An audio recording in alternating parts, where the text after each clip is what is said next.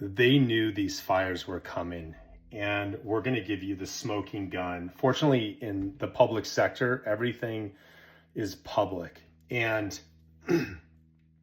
the city of Los Angeles spent a lot of money back in 2021 in order to assess the risk of fire danger in LA County.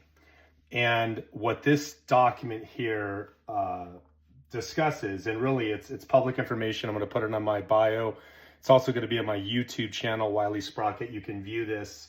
ResilientCA.org, which was a case study sponsored by the city of Los Angeles on the risks of fire danger and what they needed to do and what their priorities are. And you'll be blown away to know that it had very little to do with prevention and everything to do with diversity, equity, and inclusion. And I know that's a word that's getting thrown around a lot, but when you see it in writing, and when you see that fires know nothing about race, know nothing about income, they know nothing, the fire doesn't know any of that. And so why the LA County would focus on this is just crazy to me, because when you look at the Paradise Fire, the Santa Rosa fire, the Malibu fire, the San Diego fire, and now the LA fire, since 2000 till today, California will have over $500 billion in fire damage. Compare that to Florida, which is about $200 billion with the hurricanes, which can be far more destructive because it's a wider area. Fires are isolated. So $500 billion, $500 billion is a lot of money. And the elephant in the room throughout the entire country is we all saw this coming. It's not a surprise. Nobody is surprised or shocked because the writing was on the wall. And, when Paradise burned down, people were kind of like, oh, that really kind of sucks, even though, it was 153,000 acres, 18,000 structures burned. And then you had the Santa Rosa burned down, and everyone was like, okay, this is kind of getting crazy. And now this.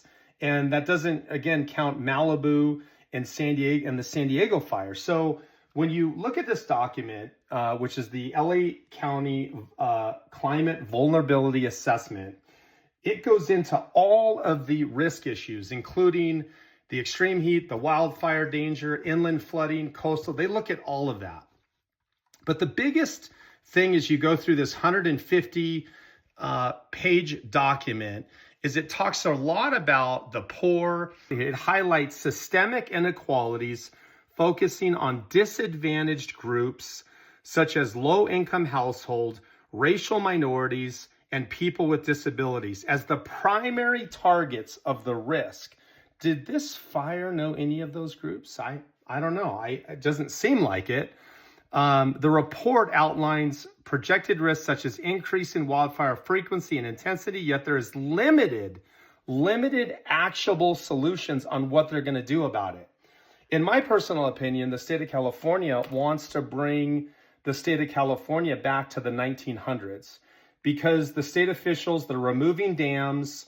I wouldn't be surprised if the state of California purchases all of the land around the burnt areas around the coast, around the Palisades. They're going to I wouldn't be surprised if they donated the land back to the Native Americans, which maybe rightfully so, because this is what the report talks about in terms of the inequality of the community.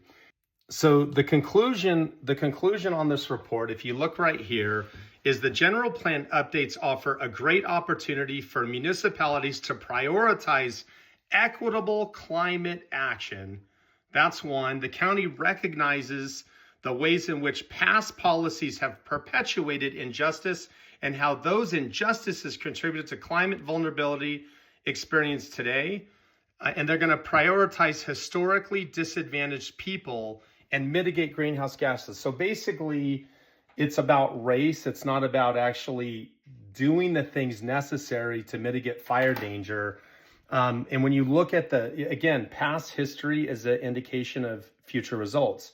$500 billion in damage, since 2000. 500, that's a lot of money. It's more than any other state.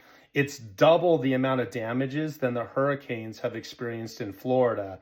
And all of it could be preventable. It could have been prevented had the state officials prioritized physical actionable items when the fires happened in Oregon to basically spend a lot of money to mitigate removing large swaths of trees from highways like Highway 97 and clearing those highways so if there's ever a fire again, they could contain it really quickly. California doesn't seem to be doing that. So anyway, check out the report. Let me know in the comments below.